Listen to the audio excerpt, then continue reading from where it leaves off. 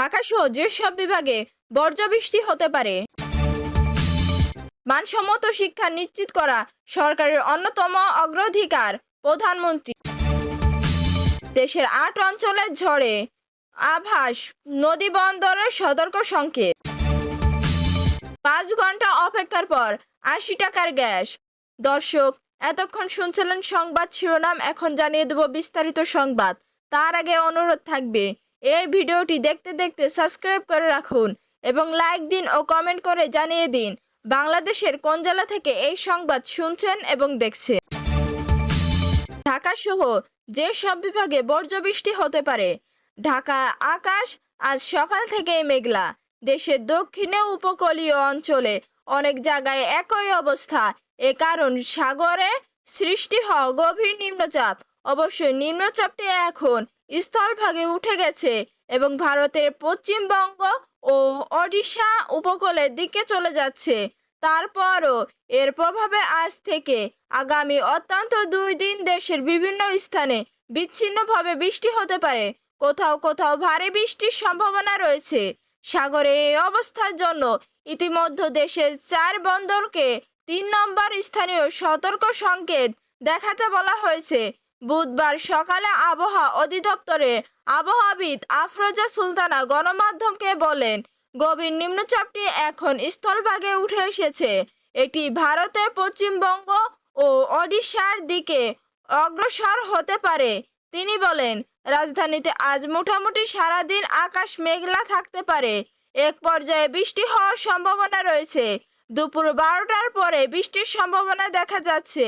রাজশাহী, খুলনা, বরিশাল, চট্টগ্রাম, রংপুর ও সিলেট বিভাগে বেশ কিছু স্থানে আজ বৃষ্টির সম্ভাবনা রয়েছে বলে আবহাওয়া পূর্বাভাসে বলা হয়েছে। উপকূলীয় এলাকাগুলোর বৃষ্টির পরিমাণ বেশি হতে পারে বলে আবহাওয়া অধিদপ্তর সূত্র জানিয়েছে।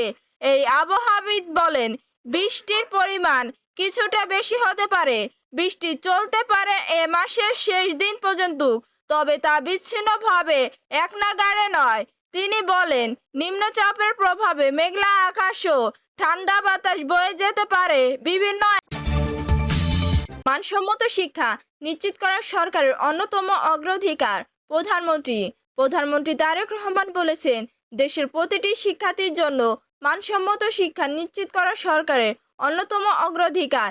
এ লক্ষ্যে শিক্ষা ব্যবস্থা প্রতিটি স্তরে গুণগত পরিবর্তন আনতে সম্মতি, উদ্যোগ, কার্যকর তদারকি পরিকল্পনা বাস্তবায়ন অব্যাহত থাকবে।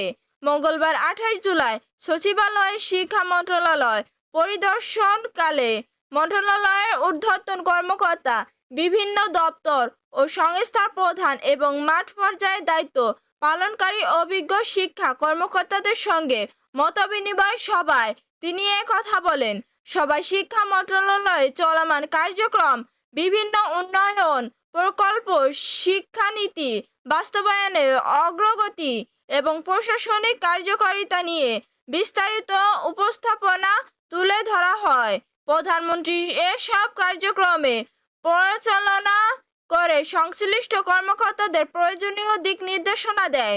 সবাই শিক্ষা গুণগত মান বৃদ্ধি, শিক্ষার্থীদের নিয়মিত শ্রেণীকক্ষে উপস্থিতি নিশ্চিতকরণ, কার্যকর পাঠদান, শিক্ষার্থীদের যুগোপযোগী ও ধারাবাহিক প্রশিক্ষণ, প্রযুক্তি নির্ভর শিক্ষার সম্প্রসারণ ও প্রশাসনিক জবাবদিহি আরও শক্তিশালী করার বিষয়গুলোর বিশেষ গুরুত্ব পায়। এ সময় প্রধানমন্ত্রী মাঠ পর্যায়ে কর্মরত অভিজ্ঞ শিক্ষা কর্মকর্তাদের সঙ্গে সরাসরি মতবিনিময় করেন। তারা শিক্ষাক্ষেত্রে বাস্তব চিত্র, বিদ্যমান চ্যালেঞ্জ এবং শিক্ষার মানোন্নয়ে করণীয় বিশেষ নিজেদের অভিজ্ঞতা ও মতামত তুলে ধরে। 8 অঞ্চলে ঝড়ের আভাস, নদী বন্দরের সতর্ক সংকেত। আবহাওয়া অধিদপ্তর জানিয়েছে, সকাল 9টার মধ্যে দেশের 8 অঞ্চলের ওপর দিয়ে দক্ষিণ বা দক্ষিণ পূর্ব দিক থেকে ঘন্টায় সর্বোচ্চ 60 কিলোমিটার বেগে দমকা অথবা ঝড়ো হাওয়া সহ বৃষ্টি বা বজ্রবৃষ্টি হতে পারে।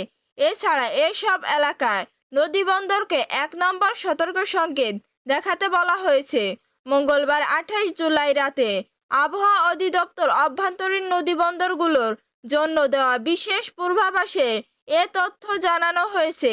আবহাওয়া সতর্কবার্তা বলা হয়েছে খুলনা, বরিশাল, পটুয়াখালী, নোয়াখালী, কুমিল্লা, চট্টগ্রাম, কক্সবাজার ও সিলেট অঞ্চলের ওপর দিয়ে দক্ষিণ বা দক্ষিণ পূর্ব দিক থেকে ঘন্টায় 45 থেকে 60 কিলোমিটার বেগে বৃষ্টি অথবা বজ্রবৃষ্টি সহ অস্থায়ীভাবে দমকা বা ঝড়ো হাওয়া বয়ে যেতে পারে। এসব এলাকায় নদী বন্দরকে 1 নম্বর সতর্ক সংকেত দেখাতে বলা হয়েছে। এদিকে মঙ্গলবার 28 জুলাই সন্ধ্যা 6টা থেকে পরবর্তী 120 ঘন্টায় 5 দিন আবহাওয়া পূর্বাভাসে সিনপটিক অবস্থা সম্পর্কে জানানো হয়েছে। অপেক্ষার পর 80 টাকার গ্যাস ফিলিং স্টেশনে গ্যাসের চাপ নেই, তবুও লম্বা লাইন। রোদ বৃষ্টি উপেক্ষা করে সিরিয়ালে দাঁড়িয়েছিলাম। 5 ঘন্টা অপেক্ষার পর 80 টাকার গ্যাস পেয়েছি। জানি না এই গ্যাস কত সময় চলবে, শেষ হলে আবার লাইনে দাঁড়াবো, নইলে সংসার চলবে না। মঙ্গলবার 28 জুলাই দুপুরে গাবতলীর এসপি ফিলিং স্টেশনের সামনে এভাবে নিজের ভোগান্তির কথা প্রকাশ করেন সিএনজি চালিত অটোরিকশা চালক আব্দুল খালেক। তার দাবি, গ্যাস সংকট সমাধান এবং পরিস্থিতি স্বাভাবিক করতে সরকারকে দ্রুত কার্যকর উদ্যোগ নিতে হবে, নইলে পরিবার নিয়ে কষ্টে পড়বেন সিএনজি চালিত অটোরিকশা ও প্রাইভেট কার চালকরা।